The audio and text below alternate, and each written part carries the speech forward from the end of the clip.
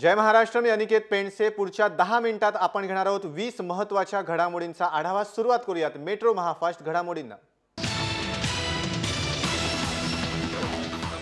Supreme कोर्टाच्या आदेशानंतरही दिघ्यातील कमलाकर इमारत खाली करण्यास सुरुवात झाली आहे। सुप्रीम कोर्टाने दिघ्यातील बांधकाम पाडण्यास 31 जुलैपर्यंत स्थगिती दिली होती, मात्र कोर्टाच्या आदेशाची रीतसर प्रत आपल्याला मिळाली नसल्याचं एमआयडीसीच्या अधिकाऱ्यांचं आणि पोलिसांचं म्हणणं आहे।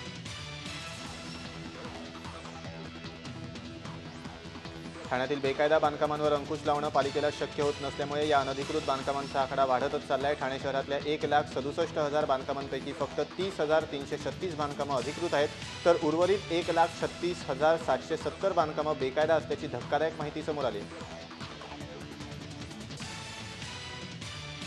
डाळी यंदाही सर्वसामान्यांची चिंता वाढवणार आहेत। गेल्या वर्षीप्रमाणे यंदाही डाळींचे दर चढेच आहेत आणि येत्या काळात ते आवाक्याबाहेर जाण्याची शक्यता आहे। तूर आणि उडीद डाळींसह अन्य डाळींचे दर सातत्यानं वाढत आहेत। अन्न आणि नागरी पुरवठा मंत्री गिरीश बापट कोणतीच पावले उचलत नसल्यानं मुख्यमंत्री देवेंद्र फडणवीस यांनी त्यांना मंत्रिमंडळ बैठकीतच खडे बोल सुनावले।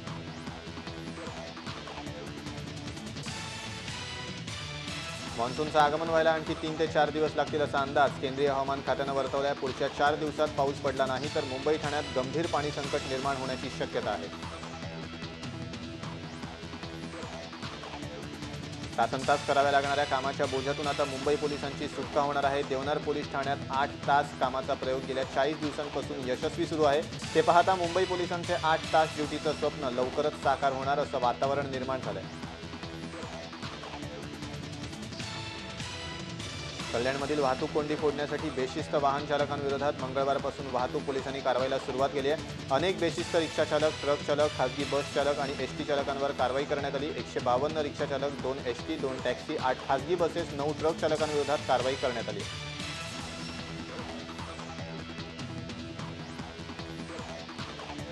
गणेश मूर्तींची उंची कमी करण्याचा मुंबई पालिका प्रशासनाचा प्रस्ताव सार्वजनिक गणेशोत्सव मंडळांनी फेटाळला आहे। त्यामुळे यंदाही गणेशोत्सवात मूर्तींच्या उंचीची स्पर्धा मंडळांमध्ये कायम असणार आहे। ठाण्यात आठवड्याभरात 25हून अधिक बुलेट चालकांविरोधात कारवाई करण्यात आली आहे, तर त्यांच्याकडनं 10,000हून अधिक दंड जमा करण्यात आला आहे। मूळ आवाजात बदल करणं कायद्यानं गुन्हा आहे। अशा चालकांविरोधात दंडात्मक कारवाई करून 500 ते 1,000 रुपयांपर्यंत दंड भरावा लागणार आहे। मुंबई विद्यापीठात आता विमान उड्डाणाचे धडे मिळणार आहेत। विद्यापीठाच्या गरवारे शिक्षण संस्थेत BSc इन एव्हिएशन हा 3 वर्ष मुदतीचा कोर्स सुरू करण्यात येणार आहे। यासाठी मुंबई विद्यापीठाची संलग्न संस्था बॉम्बे फ्लाइंग क्लबशी करार करण्यात आला आहे। यंदा बच्चे कंपनीला आकर्षित करण्यासाठी ऑल सीझन वॉटरप्रूफ आणि 3D लाईट्सच्या दप्तरांना अधिक मागणी असल्याचं दिसून येत आहे, तर गेल्या वर्षीच्या तुलनेत यंदा 10 ते 12% दप्तरांच्या किमती वाढल्यात, मात्र त्याचा खरेदीवर कोणताच परिणाम झाला नसून याउलट अजूनही बाजार तेजीत आहे। मुंबईत 10वी-12वीच्या परीक्षांचे निकाल जाहीर झाल्यानंतर सर्वच विद्यार्थ्यांची अभियांत्रिकी, वैद्यकीय, कृषी आदी प्रवेशाची घाई सुरू आहे। मात्र आवश्यक दाखल्यांसाठी महा-ई-सेवा केंद्रांवर हेलपाटे मारावे लागतात। मुदतीत अर्ज करूनही शेकडो विद्यार्थ्यांना अद्याप दाखले न मिळाल्यानं प्रवेश प्रक्रियेला मुकावं लागण्याची शक्यता आहे। मुंबईत आता चालत्या बसमध्येही वायफायची सेवा उपलब्ध होऊ शकणार आहे। बेस्ट बसेसमध्ये वायफाय सेवा आणि मोबाईल ॲप्लिकेशनमध्ये बेस्ट बसेससाठी GPS सिस्टीमची सुविधा देण्यात येणार आहे। बेस्टचे जनरल मॅनेजर जगदीश पाटील यांनी ही माहिती दिली आहे। मुंबई ते मनमाड दरम्यान धावणाऱ्या राज्यराणी एक्सप्रेसचा ठाणे स्थानकातील थांबा शनिवारपासून बंद करण्यात आला आहे। ठाण्यातून प्रवास करणाऱ्या प्रवाशांना त्यामुळे मोठा फटका सहन करावा लागतोय। नाशिककडे जाणाऱ्या ठाणेकरांना आता लोकलनं कल्याण गाठून राज्यराणी एक्सप्रेस पकडावी लागते। संकटात सापडलेल्या नागरिकांची माहिती तात्काळ मिळावी आणि पोलिसांची मदत त्यांच्यापर्यंत तातडीनं पोहोचता यावी या उद्देशानं ठाणे पोलिसांनी प्रतिसाद नावाचं ॲप्लिकेशन सुरू केलंय। या ॲप्लिकेशनवर संकटग्रस्त नागरिकांना पोलिसांच्या मदतीसाठी क्लिक करताच पोलिसांना त्यासंबंधीचा संदेश मिळणार आहे।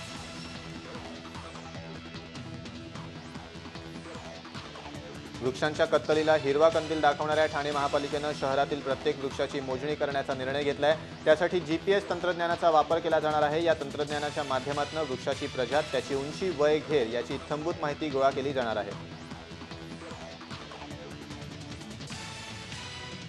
धारावीतील धोबीघाट नाला पूर्णपणे साफ झाला नाहीये। प्रसारमाध्यमांनी वारंवार निदर्शनास आणून दिल्यानंतर महापालिकेचे अतिरिक्त आयुक्त पल्लवी दराडे यांनीही हा नाला पूर्णपणे साफ झाला नसल्याची कबुली दिली आहे। त्यामुळे यंदाच्या पावसाळ्यात धारावीत पाणी तुंबण्याची शक्यता निर्माण झाली आहे।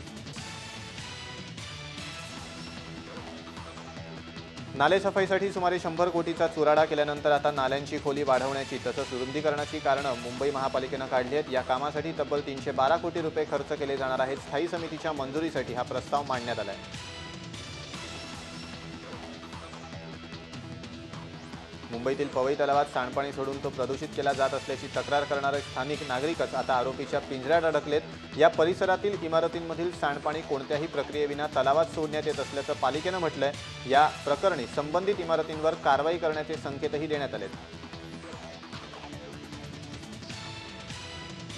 हँकॉक पूल पाडल्यानंतर तात्पुरता पादचारी पूल उभारण्याचे आदेश न्यायालयानं दिले होते। मात्र हा पादचारी पूल बांधण्यात अनेक अडचणी असून तो बांधणं अशक्य असल्याचं रेल्वेतर्फे मंगळवारी उच्च न्यायालयात सांगण्यात आलं। त्यामुळे हा पूल कधीपर्यंत बांधून पूर्ण होईल हे निश्चित नसल्यानं त्याचा फटका लोकांना सहन करावा लागणार आहे। मुंबई शहर आणि उपनगरात पार्किंगसाठी जागा उपलब्ध नसल्यानं अनेक जण नो पार्किंगमध्ये वाहनं उभी करतात। अशा वाहनांवर वाहतूक पोलिसांकडून जानेवारी ते एप्रिल महिन्यापर्यंत 19,791 केसेस नो पार्किंगच्या दाखल केल्यात। त्यांच्यावर केलेल्या कारवाईतून 1,63,66,000 रुपये दंड वसूल करण्यात आला आहे।